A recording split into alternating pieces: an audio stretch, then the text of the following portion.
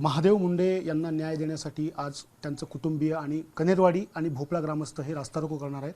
आपल्यासोबत आता आहेत रिपब्लिकन पार्टी ऑफ इंडियाचे सचिन खरात, ते देखील आता महादेव मुंडे यांच्या कुटुंबियांची त्यांनी भेट घेतली आहे। काय सांगाल, आज तुम्ही भेट घेतली आहे आणि एकंदरीत आपण बघितलं तर 21 महिने या संपूर्ण प्रकरणाला झालेले, अद्याप एकही आरोपी निष्पन्न नाही आहे।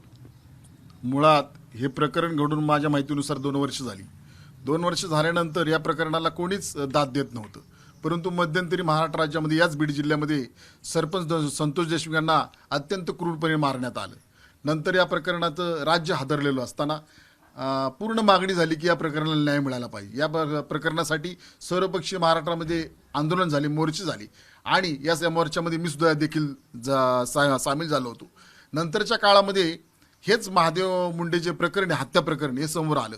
कारण ज्यावेळेस इथे नवीन साहेब आले, नवीन कावत साहेब, त्या प्रकरणामध्ये आल्यानंतर या ज्ञानेश्वरीताईंनी त्यांची भेट घेतली आणि माझ्या नवऱ्याला सुद्धा अशाच क्रूर पद्धतीने मारलं आहे असं त्यांनी सांगितलं आणि असं त्यांनी आरोप केला आणि याची चौकशी झाली पाहिजे याची मागणी केली। त्यावेळेला हे प्रकरण महाराष्ट्र राज्याला समजलं।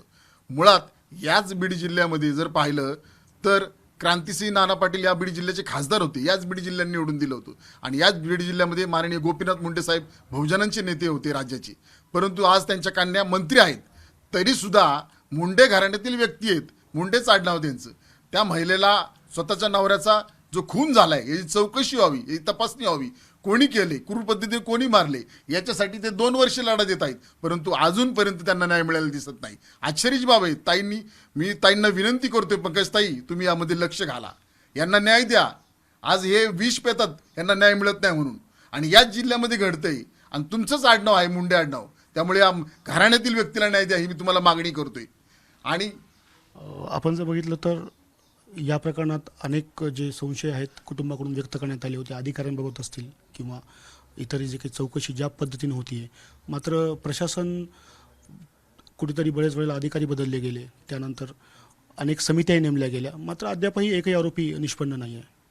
हा, आताच त्यांनी मला या गोष्टी सांगितल्या की तपास होतोय, परंतु प्रत्येक वेळेस आता कमीत कमी 5 ते 6 अधिकारी बदलले गेलेत। ही अत्यंत खेदाची बाब आहे। मुळात अधिकारी लेवलनी तपास झाला पाहिजे, ज्यांच्या काळामध्ये घडले ते तपासमध्ये पाहिजेत ना, त्यांना समजणार ना काय घडले, त्यामुळे ते त्याच्यामध्ये पाहिजेत। आणि ज्ञानेश्वरीताईंची स्पष्टपणे मागणी की यासाठी चौकशी व्हावी, ती राज्य लेवलची व्हावी आणि त्यामध्ये पंकज कुमार साहेब त्यांच्या नेतृत्वाखाली अशाची स्थापना व्हावी आणि यामध्ये जे तपास अधिकारी होते साबळे साहेब ना, साबळे साहेब त्यांना सुद्धा त्या प्रकरणामध्ये घेण्यात यावं तपास अधिकारी म्हणून, तेव्हा हा छाडा लागेल। परंतु 2 वर्ष होऊन सुद्धा जर यासाठीच कमिटी स्थापन होत नसेल तर अत्यंत राज्य लेवलची यासाठी कमिटी स्थापन झाली पाहिजे, तेव्हा त्यांना न्याय मिळेल ना।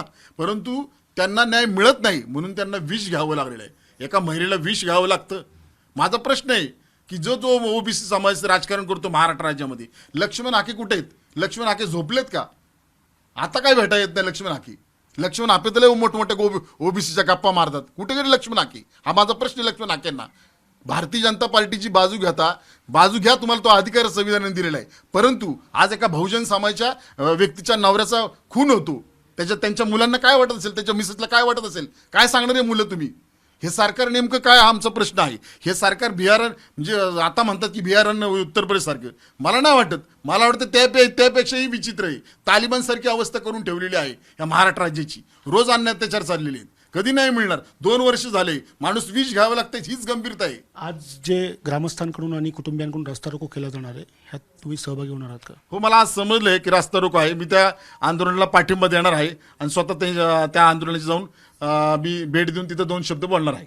नक्कीच। तर हे होते सचिन खरात यांनी सांगितलंय की आजच्या ज्या आंदोलनात ते स्वतः सहभागी होणार असून त्या आंदोलनाला पाठिंबा देखील देणार आहेत। कॅमेरामॅन धनंजय दारुंटेसह मी स्वानंद पाटील, एबीपी माझा, परळी, बीड। एबीपी माझा, उघडा डोळे बघा नीट।